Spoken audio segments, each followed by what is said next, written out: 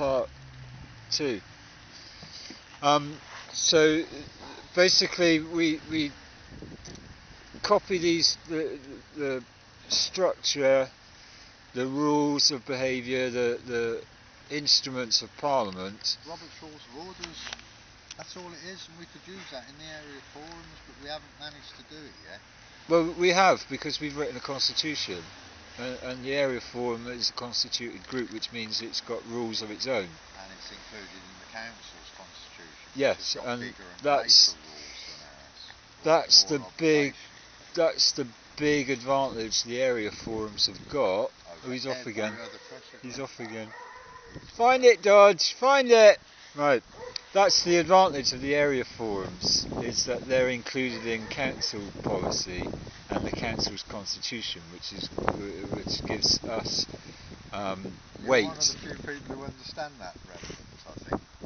All the opposition, yeah, just one. All of them, they understand it. Local just one sentence in the constitution of the council sets up the area forum structure. It sets up the rules of engagement for the area forums and how the area forums are positioned within the council, and it's the biggest voice that we the people have, because we're all part of a little area, and we have a responsibility to that area, where if the council rip up all the roads, we can't drive down the roads because they've blocked them off. Affects our life. What they do to us affects our everyday, individual lives. Yeah. And these people down at the town hall in Bournemouth, very conservative blue blood, are kind of doing it just for their own purposes, Steve. That's the way I see it. Yeah. I think, we've got a duty to go and challenge them. Yeah, well, this ties in with my previous broadcast about voting. Your vote counts. Remember that. Even if you vote BNP, UKIP, Tory, Labour, Green Independent, whoever you vote for still counts. And it's up to us, the people, to take responsibility for that and to get off our backsides. I mean, last night Steve, can I ask you, do you edit this stuff? No. Or do you just put it straight out? Just put it straight out.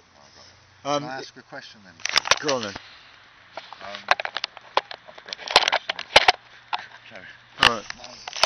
Right, 11 million British citizens sat there last night and watched X Factor. 11 million. So if you ask me, 11 million people were wasting their time for half an hour when they could be off sorting out the planet and stuff.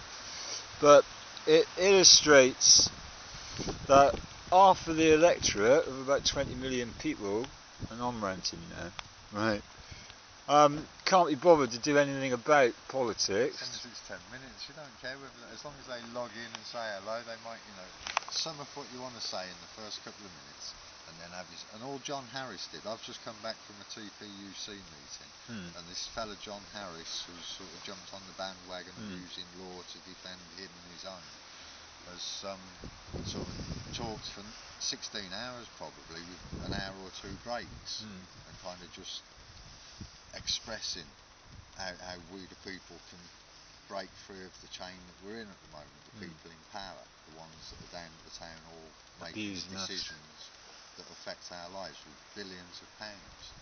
Me and Steve, we're part of the fight against this, have been for a few years now. Regeneration funding, John Prescott's kind of regeneration initiatives, social inclusion projects, challenging local policies, setting precedent, and that's part of the reason me and Steve always get on. And that's my bit to his piece. Nice. Thanks for that, Gary. But the area forums is still a democratic instrument for us to take advantage of. And if 11 million people would rather sit there watching X Factor and the tears and the joy and the basic crap about X Factor, then maybe we should take over X Factor. There's an idea. we all stand as talent show people on X Factor, and then instead of doing our talent show bit, we stand off and say "Power to the people" and stuff like that, and get ourselves blacklisted from the BBC. I don't know if we've got to go out and kidnap what's his name, Simon Cowell, and pinch all his TV crews and all his money, but apparently that's the only way to get people interested in politics, is to, 11 million people are watching X Factor while the government and local government are ripping us off. Back to Steve. Exactly.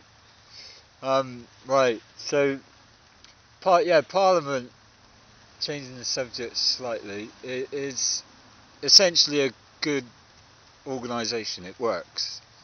You get a load of people ripping us off, you sack them at the next general election, and then you get another bunch of people ripping you off. So how's that good, Steve? Well, it's good for Parliament, it's not good for us. We the people get fucking screwed. Since Pharaoh built the pyramids, Steve. Yeah, only so these days. What's new? It's posh. With suits on instead of bloody jack boots.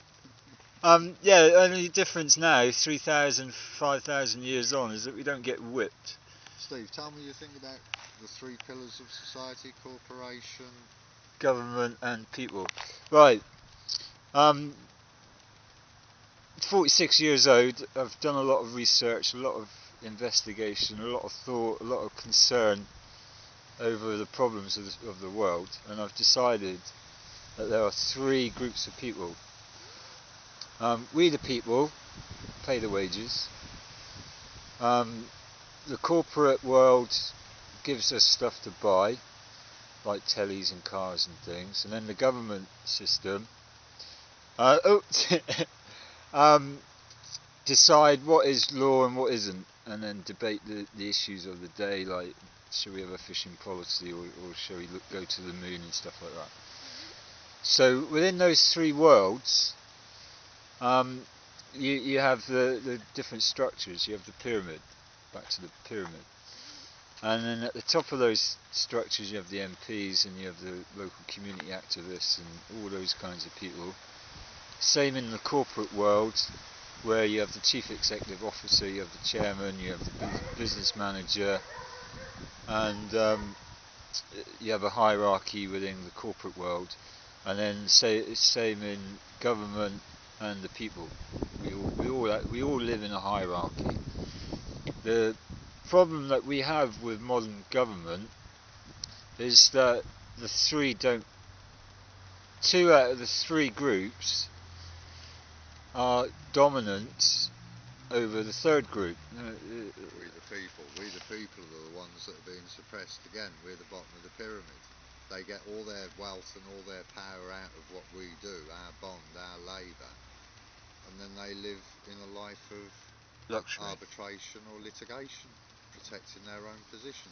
Yeah. And while we try and mediate our way through life, our debts, our bills, our responsibilities, our woes, our losses. I'm sick of this government, Steve. I'm sick of the power all being turned upside down again, and all these things that we're supposed to have been civilised into, equality, human rights, dignity, respect for each other. All of these things that they stand to represent, they walk on by, they leave, they administer to, but they don't care about. We're just data to them. We're just money. Yeah. Well, that's one of the problems that we need to fix in the last minute, is that these three worlds are not really collaborating towards the common purpose. That's a good point. Yeah, they're not working together. Corporate world is built around profit. Government is built around the legislation and making money for the government, and then we the people are going out earning the money, paying both the government and the corporates. What do we get out of it? We get social services, we get roads, we get health, we get benefits, we get legislation, we get a fishing policy, we get all of this stuff of civilization, the benefits of living in a very wealthy country. We have got it sweet compared to some of our fellow human beings on the planet, Steve. Let's not kind of not be grateful. for what we've got, the free Yeah. democracy and Leave law it there and for a second, Gary.